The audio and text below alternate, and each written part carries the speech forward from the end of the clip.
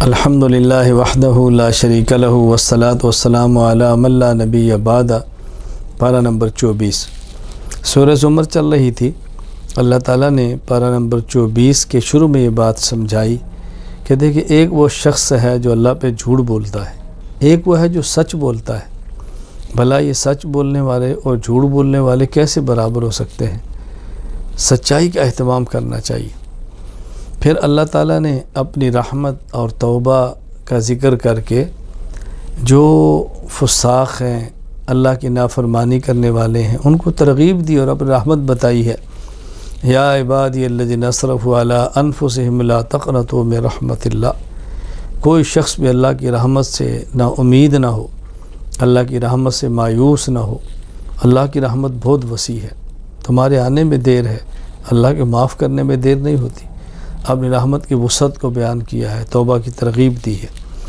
پھر اللہ تعالیٰ نے سورہ زمر کے آخر میں فرمایا کہ جب کفار قیامت کے دن آئیں گے، جہنم میں دھکیلا جائے گا، دروغہ جہنم کہے گا تمہیں ڈرانے والا کوئی نہیں آیا تھا، آئے تھے اللہ کے رسول نہیں آئے تھے بس ہماری غلطی تھی، ہم نے نہیں مانا۔ اور جب اہل جنت کو جنت میں داخل کیا جائے گا تو وہاں جو اللہ اکبر جنت میں ملائکہ جو جنت پر مقرر ہو گئے، سلام علیکم طبتم فادخلوها خالدین، سلامتی ہو، مبارک ہو، اب تم نے یہاں پر ہمیشہ رہنا ہے۔ اللہ تعالیٰ ہمیں اہل جنت میں شامل فرمائے۔ سورۃ المؤمن، اس صورت میں جو کہ ایک شخص کا ذکر ہے جس کے لیے اللہ فرماتا ہے وقال رجل مؤمن من آل فرعون، تو صورت کا نام ہی سورہ مومن رکھ دیا گیا ہے۔ اہل ایمان کے لیے اس صورت میں ملائکہ کی دعاؤں کا ذکر ہے۔ اہل ایمان کتنے خوش قسمت ہیں کہ جن کے لیے فرشتے ملائکہ دعائیں کرتے ہیں، یا اللہ ان کو عذاب سے بچا، ان کو جنت میں داخل فرما۔ مومنین کے گھر والوں کے لیے دعائیں کرتے ہیں ملائکہ، اے اللہ ان کو جہنم سے محفوظ فرما۔ پھر اس میں ظالم کا ذکر کیا، سرکش فرعون کا ذکر کیا، موسیٰ علیہ السلام کے واقعے کا ذکر کیا۔ بالآخر موسیٰ علیہ السلام کامیاب ہوئے ہیں۔ وحاق بآل فرعون، فرعون کو اور فرعون کی ذریت اور اس کے ماننے والوں سب کو اس دنیا میں بھی عذاب آیا، اور آخرت کا عذاب تو ہے ہی۔ ایک عذاب ہے جو قبر اور برزخ میں آتا ہے، اسے عرض نار کہتے ہیں۔ النار یعرضون علیہا غدوا، عرض نار، آگ پیش ہوتی ہے۔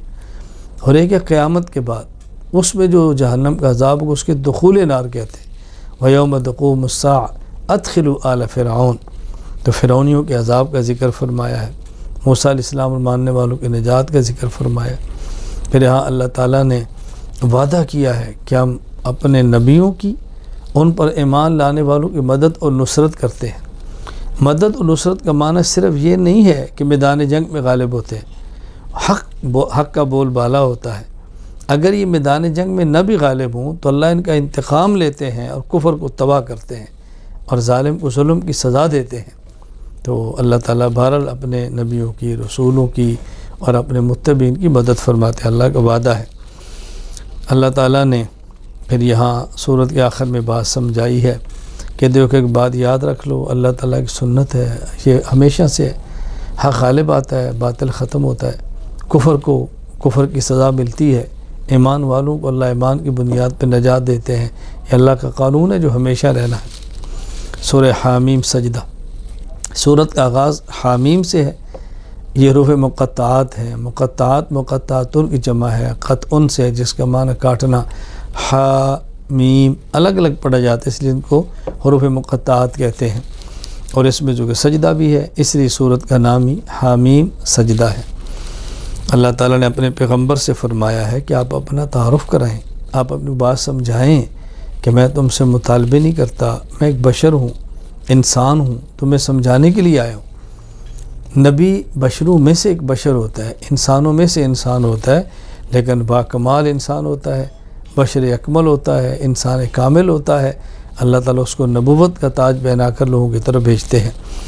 پھر اللہ تعالیٰ نے جو پہلے قومیں گزری ہیں ان کے انجام بد کا ذکر کیا ہے کہ جو پہلے قومیں تھی، قوم عاد ہے، قوم سمود ہے، قوم موسیٰ ہے، وہ پیغمبر پر ایمان نہیں لائے، نبیوں پر استاتی رہیں، بالآخر برباد ہو گئی۔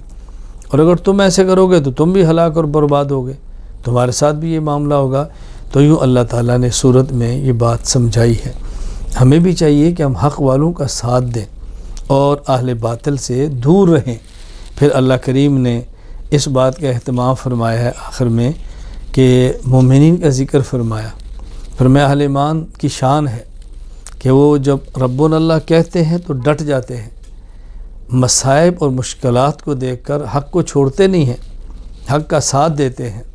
نتیجہ کیا نکلتا ہے؟ اللہ کے مہمان بنتے ہیں، اللہ کی رحمتیں نازل ہوتی ہیں، اللہ پھر ان کو حزن و غموں سے محفوظ فرما لیتے ہیں۔ اور اللہ تعالیٰ نے مومن کی شان کیا بیان فرمائی ہے؟ فَمَنْ أَحْسَنُ قَوْلًا مِّمَّنْ دَعَا إِلَى اللَّهِ وَعَمِلَ صَالِحًا وَقَالَ إِنَّنِي مِنَ الْمُسْلِمِينَ۔ دنیا میں اصل تو وہ شخص ہے جو دین کی بات کرے، اچھی بات کرے، اور پھر اپنے اوپر بھی اس کو فخر ہو کہ میں بھی مومن ہوں، وقال اننی، میں بھی مومن ہوں، اور اس کو احساس ہو کہ میں اہل حق میں سے ہوں۔ تو اللہ تعالیٰ نے یہ ایمان والوں کی شان بیان فرمائی ہے۔